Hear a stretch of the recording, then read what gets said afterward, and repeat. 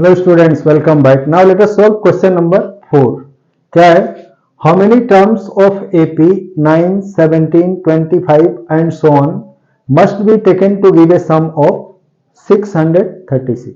ठीक है, यानी कोई AP गिवन है जिसके टर्म्स 9, 17, 25 हैं अप टू n टर्म्स और उनका सम 636 है, तो टोटल नंबर ऑफ टर्म्स कितने होंगे? ठीक है, सो कैसे करेंगे? फॉर दिस क्या है? Let n terms of the AP 9, 17, 25 gives a sum 636. n terms है, ठीक है। सो यहां हेंस a इक्वल टू क्या है for this AP 9, b common difference is 17 minus 9 कितना हो जाएगा 8 and number of terms n मालूम करना है। Sn गिवन है, sum of n terms that is 636 है। So we need to find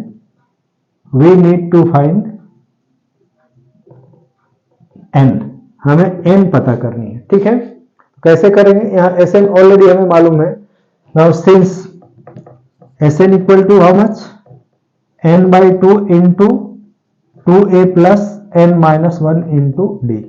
now Sn की वैल्यू कितनी है 636 इक्वल टू n हमें फाइंड आउट करना है। सो ये n by 2 into 2a, a की वैल्यू हमें मालूम है 2 into 9 plus n minus 1 into d की भी वैल्यू मालूम है 8, ठीक है। और this will be equal to how much n by 2 into ये 18 plus 8n minus 8 equal to 636 है, ठीक है। और हम जब क्रॉस मल्टीप्लाई करेंगे तो क्या हो जाएगा 1272 equal to n into 18 minus 8 that is 10 plus 8n। जब हम इनको इनटू कर लेंगे तो क्या हो जाएगा 8n square plus 10n equal to 1272, ठीक है। अब इस टर्म को हम दूसरी साइड ले जाएंगे, यानी लेफ्ट से राइट ले जाएंगे, तो क्या मिलेगा और 8n square plus 10n minus 172 equal to 0। अब ये सभी 2 से डिवाइड हो जाएंगे, सो ये कितना हो जाएगा 4n square plus 5n minus 636 equal to 0, ठीक है। अब ये जो इक्वेशन मिला हमें इसको सॉल्व करेंगे। This is a quadratic equation, so how this will B solve by splitting the middle term. Let us solve it. अब यहाँ है फर्स्ट और लास्ट टर्म, इनका प्रोडक्ट क्या है 636 इंटू 4 कितना हो जाएगा, मल्टीप्लाई करेंगे, so that is 636 into 4 will be 4 6 जा 24 कैरी 2 4 3 जा 12 और 2 14 एंड कैरी 1 4 6 जा 24 और 1 25। This is product of first and last term is minus 2544।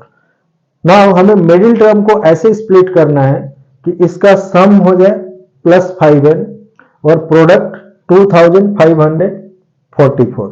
So now इसको स्प्लिट करने के लिए हम क्या करेंगे, इसके ऐसे टर्म लेंगे जिनका प्रोडक्ट 5 का डिफरेंस हो और प्रोडक्ट कितना हो 2500 के आसपास, जस्ट चेक करने के लिए।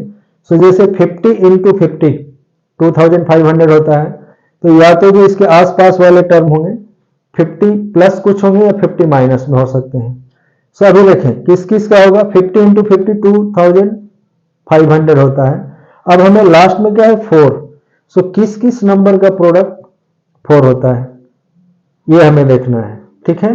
तो उसके लिए हम क्या करेंगे, जैसे 3 इंटू 8 3 8 जा 24 होता है, उसमें 4 आएगा। या और का कौन सा टर्म होता है जिसमें 4 आएगा, सो उसको हम फैक्टराइज करने के लिए क्या करेंगे, एक तो 3 आ रहा है और दूसरा 8, तो ये जो टर्म होगा ऐसे हम स्प्लिट करेंगे कि एक इसके यूनिट प्लेस पर 8 हो और एक में 3 हो। सो प्रोबेबली जब कैलकुलेट करोगे यू विल फाइंड दैट 50 के आसपास का नंबर पहला है जो 53 एंड 48, ठीक है।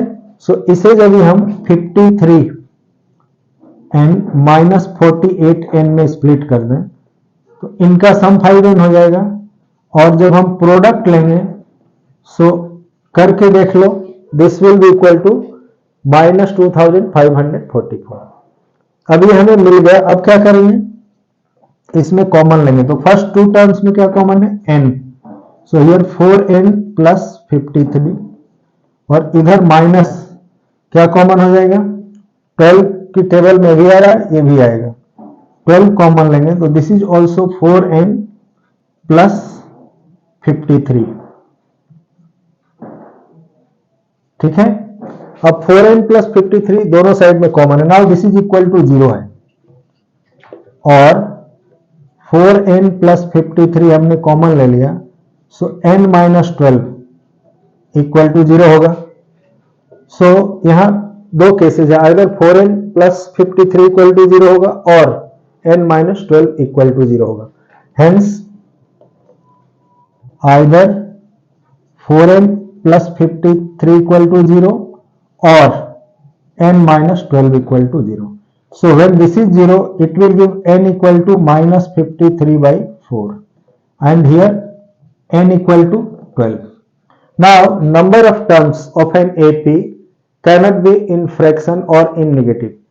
So value of n as minus 53 by 4 cannot be taken as the value of n because it's not a counting number.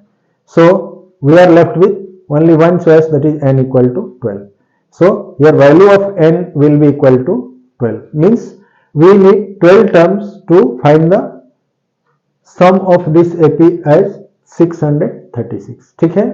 सब हम यहाँ क्या लिखेंगे, थोड़ा सा स्पेस कम है तो इधर लिख रहे हैं, since n equal to minus 53 by 4 is not a natural number या counting number, this is not a natural number or counting number,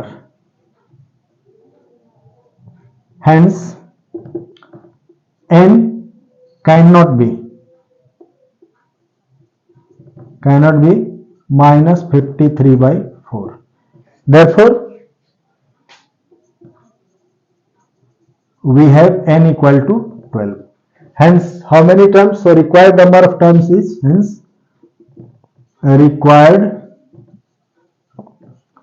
number of terms equal to 12, ऐसा समझ में, यानी 12 टर्म जब हम इन एपी का लेंगे तो उसका सम क्या होगा 636, ठीक है। समझ में आया तो नोट करो, मिलते हैं अगले वीडियो में अगले क्वेश्चन के सॉल्यूशन के साथ। Okay bye.